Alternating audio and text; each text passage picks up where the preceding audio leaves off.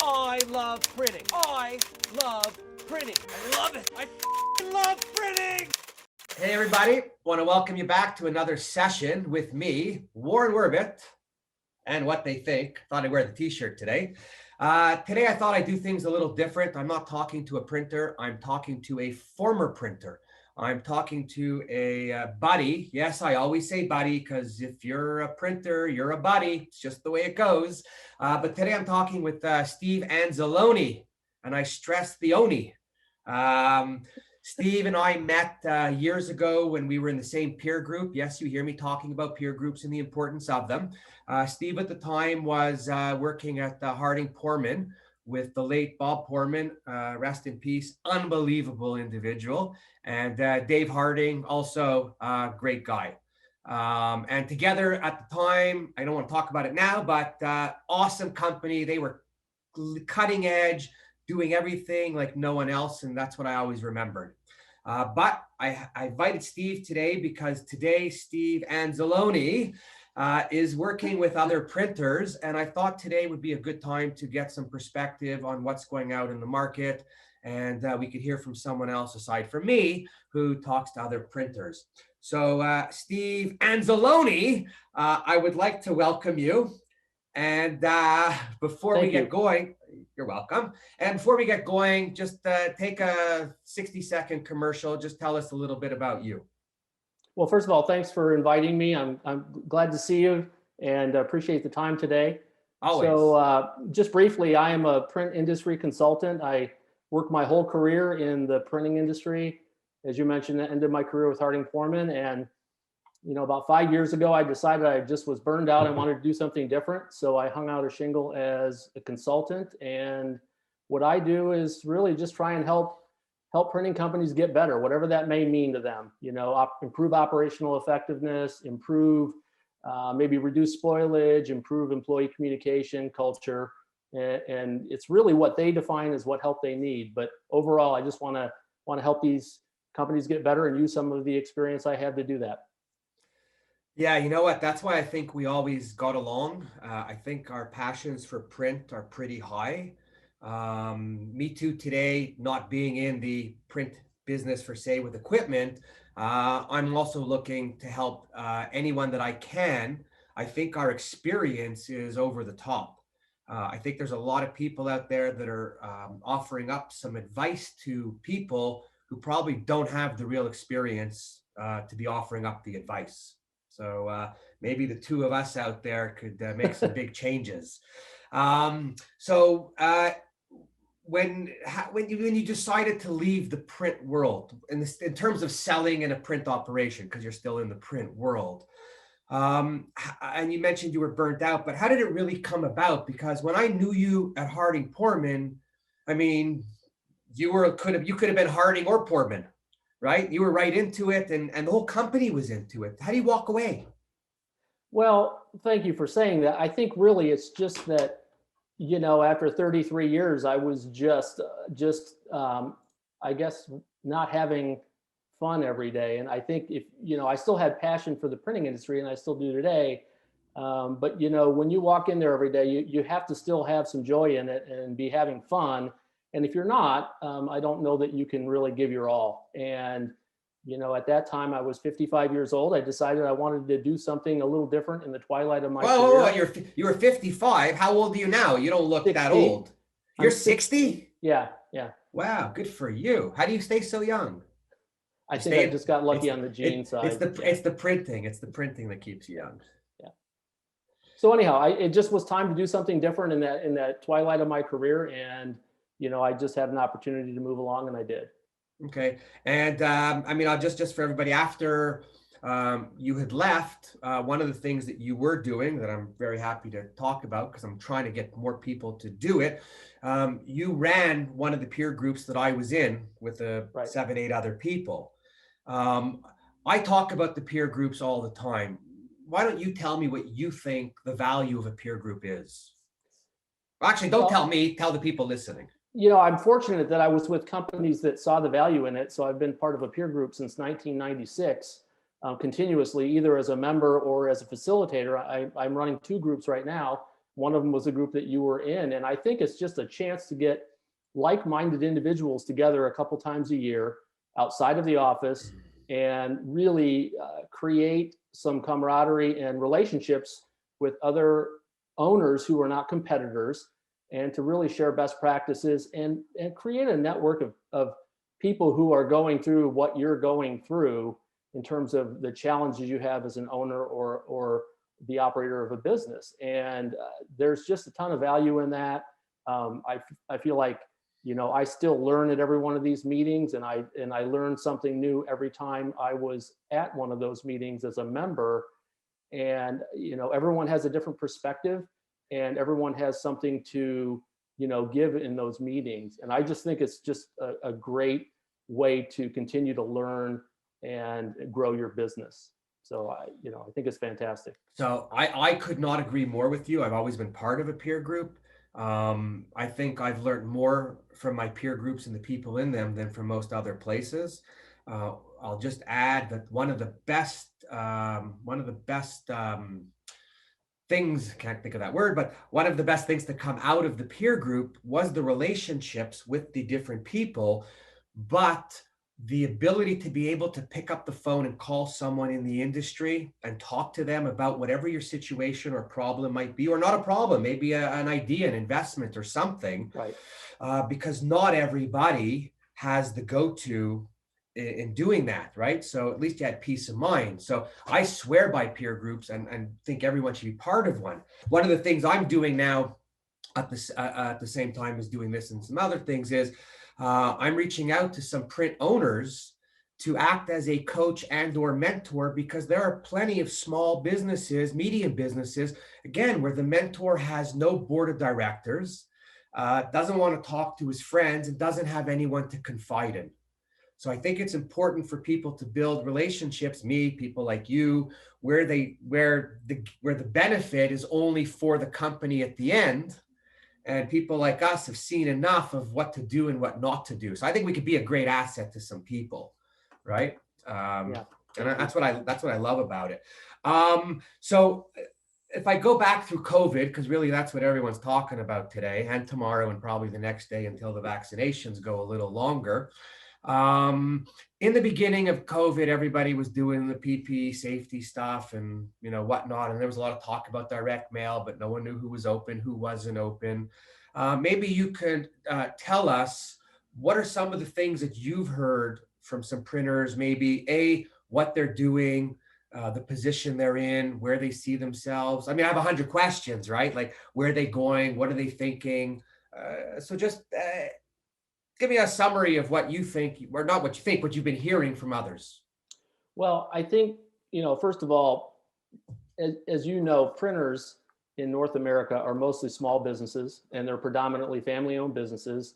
And these folks are entrepreneurs. So, you know, they are resilient. They know what to do when business conditions change for the most part. And, you know, I think the peer group members and the clients that I work with were significantly impacted. You know, almost everyone was. You know, I think everyone hit bottom maybe in April or May. And what I'm seeing is that revenues were off somewhere between 15 to 50%. And I think by the end of the year, the number that is most familiar to me is about 35% is what most folks are down, you know, year to date. You know, and they were only down 35% because they had a really strong Q1. Business conditions were very good when we went into this, you know, in January, February, even early March. So, you know, everybody was really pressed in terms of the revenue reduction. The PPP helped a lot. I think there are some folks that wouldn't have really made it through without. But that is completely dead right now. Well, you know, there's round 2 happening in the US right now, and people are applying, you know, starting last week. And so I think that will help extend, you know, what some folks were doing in terms of trying to retain employees. The biggest issue that I see is, you know, is that people work so hard to develop a team, develop employees. And, you know, even though they knew they had too many folks when the revenue dropped, they were really worried about losing these good people that they had developed and trained over the years. And so I think the thing that most people did was they just worked really hard to manage, the PPP loan and their individual states' unemployment, and worked it so that they could keep as many people on the payroll and avoiding a permanent layoff of people that they were really worried they couldn't get back. And so I think the second round of PPP will extend that a little bit. And, I know folks that are just doing everything they can not to, lay off that pressman or that customer service rep or that person that they've made such a big investment in. That's where I think the real difficulty is. Yeah, I was talking with someone the other day in a small county, and they've put back all their life savings into the business. Their business was a lot of the tourist area. The customers were all tourist suppliers in the area, and with no tourism, they're hanging on. And when I was talking to him, you feel like he hung on to people as long as he could. Then he had to cut. Then some of the people said, listen, let's just split our hours so at least everybody has a little something. I think it's pretty amazing what some people have done to go out of their way to try to make things as easy as possible for some, right? But I see it as being really difficult out there. Spoken with people too, I've heard anywhere from 20 to 60% off. And people just not really knowing what to do. All of the safety equipment wear, that's all dead right now because it's all back in from China. It's all made it onto the shelf. Right. So it helps. That was just a flash in the pan. Yeah. Right. It helps some companies in the beginning so that other companies can get going. I'm talking to some companies where when I would say to them, and I was going to ask you, what do you see going forward? And the answer that I get is this: see forward. I don't see today. And and it's really, I think for a lot of people, if you were using your line of credit before this started, you're having a hard time. If you didn't use your line of credit, it's an easier time. If you have some good people and you know your business, maybe you're making some advances, or you had equipment that you bought that's being installed now. But I don't know how many people are actually signing purchase orders for equipment now. They're just looking to hang on. Well, you're right. And some folks, I have one client that was building a new building at the time. I mean, they couldn't really stop that, right? And it was going to give them tremendous improved efficiencies because they had 2 locations. And so... Is that DSW? No. Oh, because they just had in Boston, DSW, but it's not them, but this company, awesome, they managed the process and they slowed it down for a while, but they got it back on track. And, you're right. There's not a lot of equipment being purchased, I don't think, unless it's just really dramatically adding to efficiencies. What I do see is investments in software programming, automation, and less touch points. It's how do we get rid of the employees? Well, I mean, not to sound so mean about it, but in essence. Right. But in all honesty, a lot of this stuff is stuff that people should have been working on all along, not really to reduce headcount. Efficiency. And you have to remember, we're in a mature industry where every day somebody's retiring. And so if nothing else, if you were improving efficiencies, especially on the front end of the business, as that estimator or customer service or sales rep retired, it was more about maybe not replacing them. It wasn't about getting rid of people. Right. It was modernization. Lowering your head count in any way you can too. Right. I still go into printing companies that handwrite job tickets in this day and age. And, we really shouldn't be doing that. And these companies aren't as small as you might think they are. Right. Right. And so that's where I see a lot of investment is on the front end of the business, because people are, probably not buying a $3 million press today unless it creates some unbelievable competitive advantage for them. So, for sure, it has to be like that. And you're right. People that I'm talking to, everyone's looking at automation or software. But then I jump up and I say to them, "That's great." And the same thing that you said. I said, "Well, what took you so long to get here?" Right. It's been pushed for 15 years now. Legitimately, 15 years has been the time. So you should be into something. But they also need to know if they're making that jump into a software, an MIS, they better have the good structure within their place, or they're going to bleed to death on the implementation. Right, right. It's Right? not easy to do. It's very No, difficult to it's do. brutal. So Right. what I was saying before, in these times right now, if you're into your line, it's a problem. But if you're a company that's properly leveraged finance with human and financial resources, then you could be in a decent position to move forward. Yes, and another interesting phenomenon that I see in some of my customers, I have a few customers that are more profitable on lower revenue than they were, in 2019. I think the economy was strong leading into this, and sometimes people had too many employees, or maybe they weren't very efficient, and when they had to scale back and really get focused, sometimes they just are more profitable, or they shed a couple of clients that they really thought they liked that really turned out to be not very profitable. And in some cases maybe they're better off without a couple of customers that just took a lot of resources and weren't delivering a return. So I'm happy to report that some folks are more profitable coming out of this, and I think they'll be better positioned when when volume picks back up. Well, I related a little bit to tough times, because I remember back when I had some tough times back in 2009, right around the world imploding. And we were coming off, what do you call it, 2005, 6, 7, which were unbelievable, spectacular years. Might have been the glory years of print after the 80s. That's when we first met.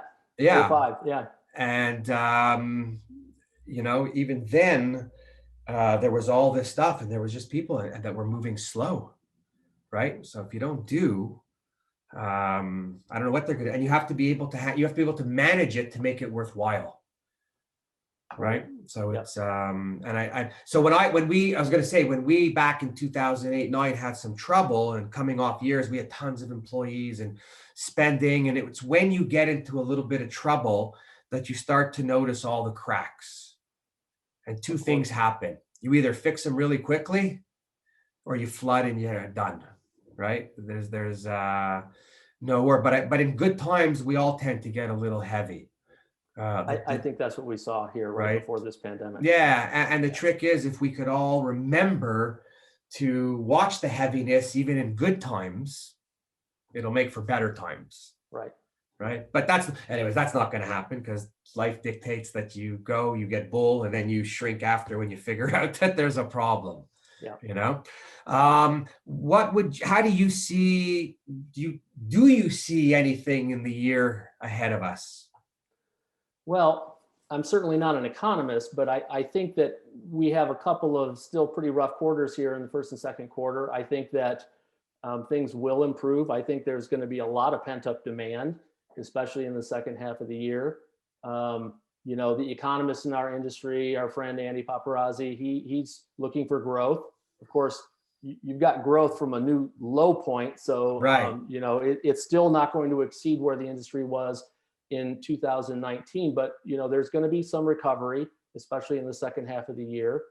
And I think the other thing that's going to happen, and I'm seeing it already, is there's going to be a lot of M&A activity. There's going to be some folks that, let's say a guy or a gal had a business and it took them 30 years to get to 5 million in sales, and now they're back at 3, and they're our age. They may not want to do it all over again. And so some of those folks will, exit the industry. And I think there will be a lot of opportunities for companies to do acquisitions, do tuck-ins that can still be beneficial even to the seller, even on reduced revenue. So I think, I see that this year will be better than last year. I don't think it will be dramatically better, but in the second half, I think it'll get closer to normal, and I think we'll see improved activity. We'll just have to determine what the new normal is, in relation to what we're doing. It will be different. Yeah, you mentioned mergers and acquisitions, or M&A for short. But I've been speaking to a couple people, actually some smaller guys, who said to me, "Would you know anybody?" And we got into conversations, and really what they would like to do is they would like to secure, people think differently now that they're going through this. So their first thought was that they wanted to secure the jobs for the people that have been working there for 10, 15, and 20 years. They were less concerned so much about themselves first, which I thought was pretty admirable. And they were concerned about the people working for them and what would they do, because we know employees sometimes just have what they have. And then the other thing he was looking, why he wanted to look to maybe do something with someone else is, he said, I don't have it in me to go buy another piece of equipment. Right. And one of the persons that he was talking to, he said, also had the same thing. I don't want to buy another piece of equipment. So all of a sudden, the two people I'm talking to are talking about doing something together in a different tone, in a different language than it was 18 months ago when one would want to take over the other. Now they're saying, we each got 5 years left. What can we do? Can we do something? This is what I'd like to take. This is what you'd like to take. But more importantly, I'd like to share the risk with someone. That's interesting. Right? Well, right? I think you'll see a lot more of that. The liability is big when it's not good.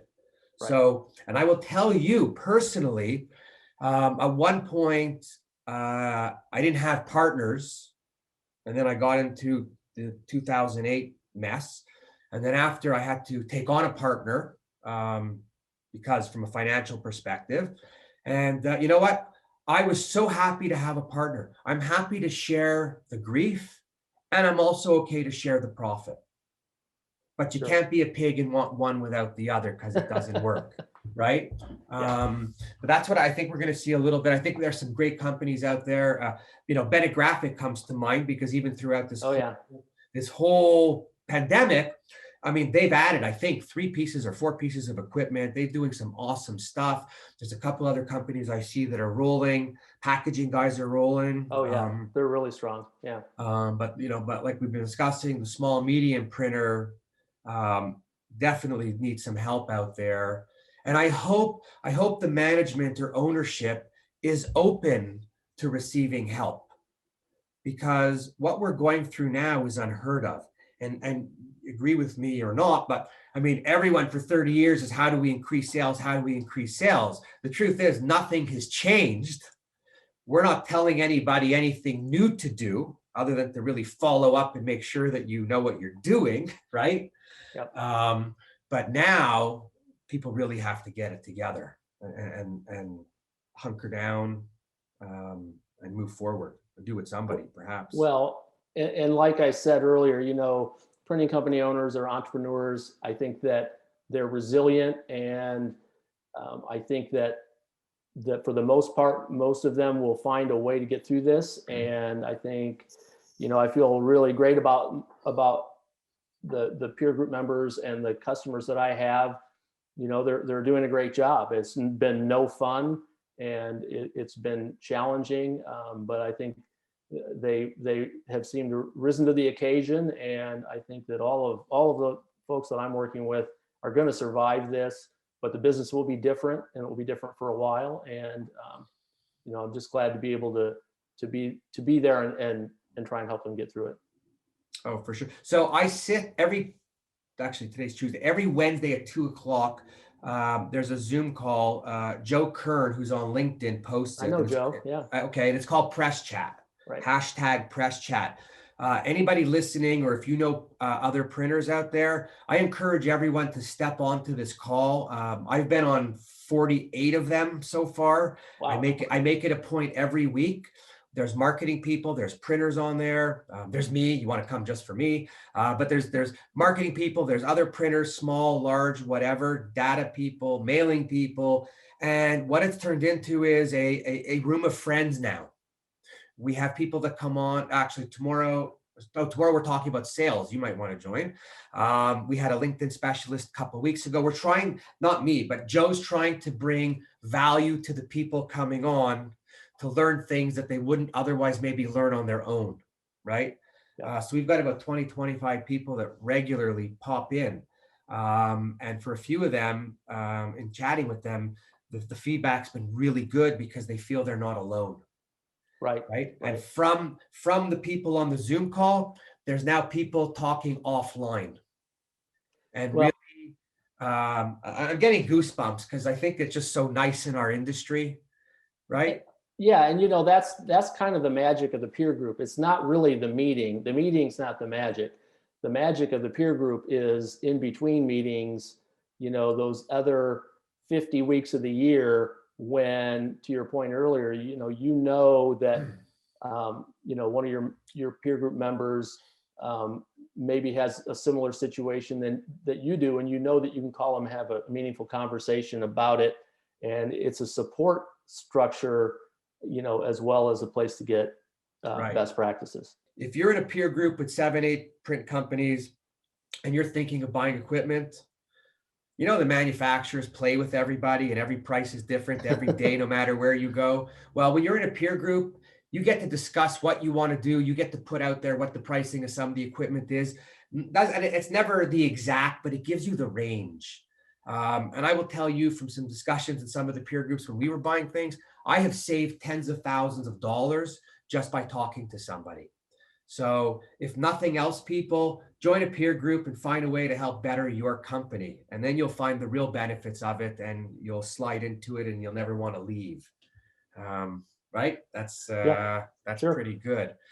Okay, so is there anything else you'd like to throw in here that could be beneficial to my 21 listeners? Because my viewership is growing every week. 21. Well, it was 13 not long ago, Okay, well, that's better than the 2 I thought it was. That's excellent. By the way, if anybody is listening, I would encourage you to press the like button after and share. I would also encourage you to go to YouTube and see Warren Werbitt's channel and subscribe. I need subscribers. I'm trying to hit 1,000. I have 221 to go. No, 821 to go. So help me out. Well, I guess to wrap it up, I don't know that I have any particular words of wisdom. I think that one of the things you said earlier, you talked about having a board of directors or a peer group. I think it's important, especially owners of small businesses, to have some sort of support network, whether it's an advisor or a board of directors or a peer group. I think that, it's just tough to go it alone. I don't think that you can be successful in this business without the input from other like-minded people. And I think that's really important. And so, find help somewhere, have somebody you can bounce ideas off of. And I think that's going to help your business a lot. I mean, I'm just thinking, I was thinking about our industry and data. Well, your peer group is a form of data, right? Yeah. You're getting information. So if you're into data elsewhere, dive into the peer group, get the information that you really need, and that'll help you after. Steve, before I say goodbye to you, I want to tell the viewers, if it's all good, it's all good. You'll have to watch the bloopers for the bad stuff. No, but I'd like to tell the viewers, reach out to me if you want to meet Steve. Speak to me. We'll talk to you. He'll help you. I could help you. Between us, there's a wealth of knowledge. And you got 2 guys here that got their feet on the ground, happen to love the industry. I will, when I post it on LinkedIn, I'll put Steve's website so that people could go to it. I'll put it underneath mine just because. You are the host. I am the host. It is my show, right? Which I still need people to show up. But yeah, so anyways, on that note, I want to thank you, Steve. It's always great chatting with you. You're always a wealth of knowledge and insight, which pretty important these days. And it's all good. So let's do this again sometime. All right. Thanks for having me. I appreciate your kind words. All right. We will speak soon. And I'd like to thank everyone who watched it for watching, and keep watching. Not this one, but the next one. Thanks, everybody.